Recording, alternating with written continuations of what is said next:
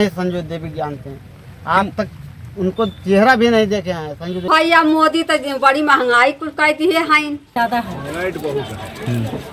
महंगाई ज्यादा एक झोपड़ी में हम लोग रहे थे कि हम लोग का हर आदमी का आवास देकर दो महिला एक महिला है उसका आवास मिला, हम लोग का आवास में ना मिला, हमारा घर सूरत बहा तो हमारा कोई नहीं।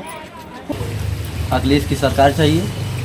महंगाई इतनी बढ़ गई है कि बेरोजगारी बहुत ज़्यादा है। 2 दिन वैसे चुनाव लड़ रहे हैं, मुस्लिम फैक्टर काटेंगे, उधर शिवपाल यादव जी भी अलग चुनाव लड़ेंगे तो वो भी फैक्टर काटेंगे मिनाल्टी ओ प्लस यादव का। उधर चुनाव जो है वो बसपा भी लड़ रही है, दलितों का वोट काटेंगे। वहाँ चंद्रशेखर आज़ाद भी चुनाव लड़ रहे हैं, वो भी चुनाव वोट काटेंगे। नमस्कार, अंबेडकर नगर से मैं गणेश मौर्य, आप देख रहे हैं न्यूज़ 9 नेटवर्क। विधानसभा टांडा में आया हूँ। विधानसभा टांडा की हालात ये देख लीजिए, ये जानवर किस तरह फसल को तहस नहस कर रहे हैं और ग्रामीणों का ही दर्द इस बार जाएंगे 2022 में जनता किसको चुनती। राजनीति की बात आती है तो राजनीति में चाय वाला देश का प्रधानमंत्री बना, इसी चाय ने राजनीति में बड़ी धमाल मचाई। और राजेश जी हमारे पास, ये चाय की दुकान भी की है। राजेश जी ये बताइए चाय की दुकान कैसी चल रही है आपकी? बहुत खराब चल रहा है। क्यों? धंधा नहीं हो रहा है। धंधा नहीं हो रहा है भाई? अच्छे दिन का सपना तो उन्होंने दिखाया था ना। धंधा नहीं हो रहा है। ये अच्छे दिन नहीं है? नहीं तो फिर क्या बताएं। तो आपकी नज़र में आने वाला मुख्यमंत्री कौन होगा? अब देखो कौन होगा। जब अच्छे दिन नहीं है, क्या क्या इन्होंने बहुत अच्छे काम किए, कहते तो हैं मैंने सबका साथ सबका विकास लेके काम किया। ठीक है, देखो क्यों होता है क्या। तो आपकी चाय में मुनाफा नहीं हो रहा है इस समय? बस सुबह से शाम तक बैठे रहते हैं आप। हाँ। तो आने वाले समय में ही आप सबक दिखाएंगे। मन की बात। क्या नाम है आपका?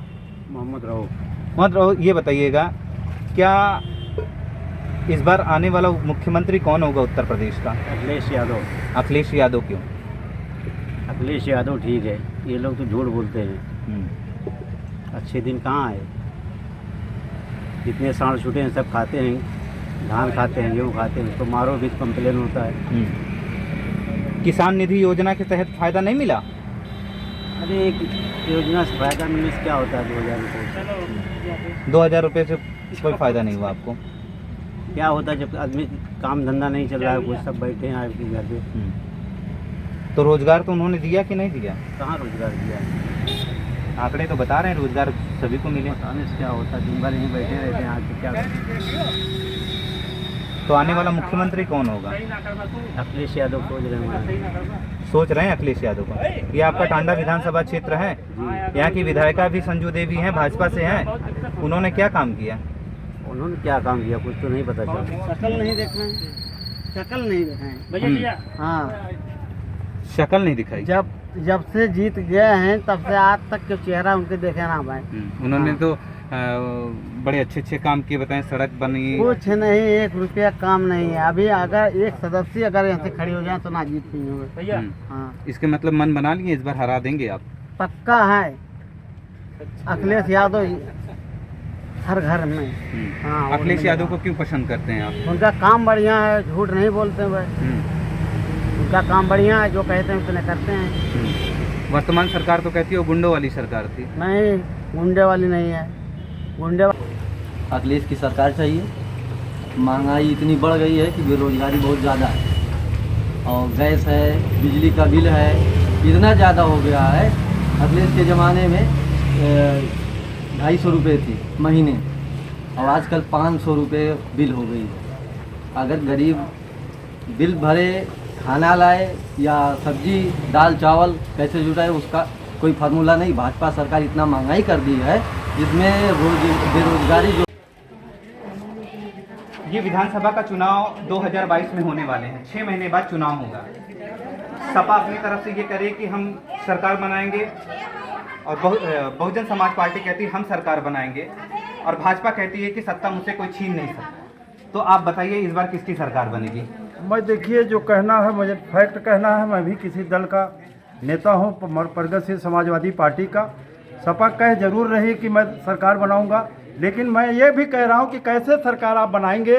उधर 2 दिन वैसे चुनाव लड़ रहे हैं, मुस्लिम फैक्टर काटेंगे, उधर शिवपाल यादव जी भी अलग चुनाव लड़ेंगे तो वो भी फैक्टर काटेंगे मिनाल्टी ओ प्लस यादव का। उधर चुनाव जो है वो बसपा भी लड़ रही है, दलितों का वोट काटेंगे। वो हर चंद्रशेखर आज़ाद भी चुनाव लड़ रहे हैं, वो भी चुनाव वोट काटेंगे। मैं 90% ये वादा करता हूँ और ये कह रहा हूँ, ये भी सरकार योगी सरकार आएगी, क्योंकि प्रदेश के अंदर तमाम प्रकार का काम किया है। मैं हूँ नहीं भाजपा में, लेकिन मेरे जहन से मैं फील्ड में दौड़ा हूँ और ये जान रहा हूँ, वाकिफ हूँ कि सरकार फिर योगी की आएगी, क्योंकि योगी के राज में सब कुछ काम अच्छा भी हो रहा है। भले हम लोग विपक्ष में हैं, तमाम अधिकारी के पास जाते हैं, कोई ऐसा विभाग नहीं कि जहाँ पे हम लोग पेंशन बनवाते हैं, पारिवारिक लाभ में, समाज कल्याण में जाते हैं। हर काम सरकारी कर्मचारी काम कर रहा है और योगी का वोट बैलेंस भी पक्का है।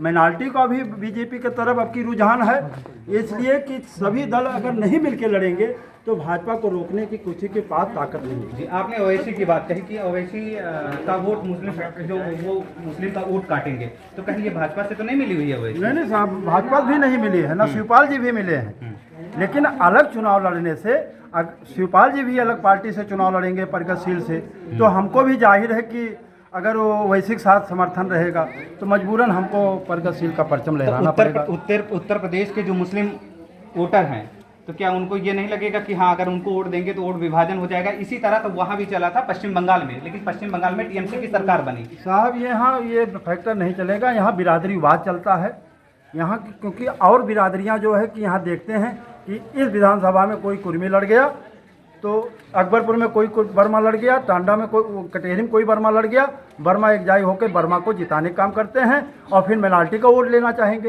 तो माइनॉरिटी भी जाहिर से बात है, यहाँ अगर टांडा विधानसभा में किसी बर्मा को टिकट मिल जाएगा, माइनॉरिटी हम सब जो है MIM के तरफ चले जाएंगे। आपका कहना है समाजवादी पार्टी से है, लेकिन इनका साफ तौर पे कहना है कि भाजपा की सरकार बनेगी, फुल माइंडेड में भाजपा की सरकार बनेगी। इनका कहना है 400 से ज़्यादा जो 403 सीटें हैं वो पूरे पे काबिज रहेगी भाजपा। साथ सर्व समाज का वोट समाजवादी पार्टी की तरफ लोगों को आह्वान करेंगे कि दें, क्योंकि समाजवादी पार्टी ने जो विकास किया है वो किसी पार्टी ने नहीं किया है और उन्हीं के विकास की वजह से आज माननीय मुख्यमंत्री योगी आदित्यनाथ जी फीता काटने जाते हैं और ये अपना एक काम बताते जहां इन्होंने शिलान्यास किया हो और उसके बाद उद्घाटन करने भी गए हों। आप सर्व समाज से पूछेंगे तो आपको समाजवादी पार्टी पे ज़्यादा भरोसा करने वाले लोग मिलेंगे। रही बात भाजपा गवर्नमेंट की, तो उन्होंने किसानों को ठगा है, लूटा है। डीजल पेट्रोल की कीमतों को आप देख रहे हैं, गैस सिलेंडर किस तरह है, महंगाई इस कदम पे है, तेल के भाव को आप देख ही रहे हैं, जनता त्रस्त है, यूरिया नहीं मिल रहा है और ब्राह्मणों की हत्याएं हो रही हैं। खुशी दुबे का क्या कसूर था कि जो है उसको बंद कर दिया गया, अभी तक उसकी रिहाई नहीं हुई है। और इसी तरह महिलाओं पे अत्याचार और एक दलित महिला जो हाथरस में उसके साथ हुआ उसको जिंदा जला दिया गया रात में और परिवार वालों को इसकी खबर भी नहीं थी। इसी तरह की कई सारी घटनाएं हैं कि जिन पे जो है योगी सरकार पर्दा डालने का काम दिन ब दिन कर रही है। तो योगी सरकार में तो कहा गया है कि महिलाओं की सुरक्षा की बेहतर से बेहतर जो भी कहा गया है कि काम कर रहे हैं और कहीं इस तरह की चीज़ें नहीं हो रही है जो हो रहे हैं दूसरी पार्टी द्वारा इस तरह की चीज़ फैलाए जा रहे हैं। देखिए, जब मुद्दा बढ़ जाता है तो इसी तरह भारतीय जनता पार्टी अपनी बातों को ऊंचा रखने के लिए दूसरे की बातों को दबाने का काम करती है।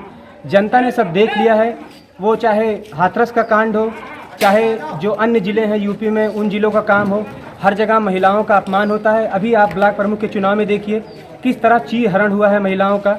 एक छोटा चुनाव जीतने के लिए भाजपा पार्टी किस हद तक जा सकती है आप ये देख सकते हैं टीवी पे, कैमरे पे। जी, अच्छे दिन का सपना, क्या अच्छे दिन का सपना साकार हुआ? नहीं जी, अच्छे दिन का सपना तो नहीं साकार हुआ। अच्छे दिन के बजाय हम लोग का बुरा दिन आ गया। हम लोग इतने बुरे दिन में हैं कि हम लोग वो जानते हैं या हमारे परिवार जानते हैं। अच्छा दिन आया कहाँ? अच्छा दिन तो उन्होंने छीन लिया। वैसे भी मैंने देखा है मुस्लिम वोटर जो होते हैं भाजपा के लिए सूल की तरह चुभते हैं। क्या ये तो है नहीं कि आप मुस्लिम होकर बोल रहे हैं तो बीजेपी का विरोध कर रहे हैं? ऐसा कुछ नहीं है, न भाजपा हमारी दुश्मन है ना तो हम भाजपा के दुश्मन हैं। फर्क एक बात का है, विचारधारा के दुश्मन हैं। जो विचारधारा गलत होता है हम उसके दुश्मन हैं, हम किसी पार्टी के दुश्मन नहीं हैं। और बहुत सारे वादे भी कर रही है कि और इस बार भी मेरी सरकार बनती है तो फिर हम ये करेंगे। तो बताइए 2022 का विधानसभा चुनाव में यहाँ से बीजेपी जीतेगी कि सपा? सपा। क्यों? बीजेपी नहीं जीतेगी। ये बीजेपी तो पूरा धान खिला रहा है सांड से और उसके बाद किसान का हालत खराब कर रहा था अपना सांड अपने दरबार। हाँ, कहते हैं कि क्या नाम है कि आप चमाइन बैठा लीजिए, धोबाइन बैठा लीजिए, आपको क्या नाम है भरिन बैठा लीजिए, तब आपको आवास देंगे। बताइए, वोट लेते हो ये नहीं कहते हो कि हमको वोट न चाहिए? क्यों भाई? सरकार अच्छा काम नहीं कर रही है? क्यों नहीं कर रही है अच्छा काम? जो साढ़ छोड़े साढ़ पूरे खा जा रहे हैं। भैया मोदी तो बड़ी महंगाई कुल कह दी है हाइन। अब किसान मनाई बेचारा का करे।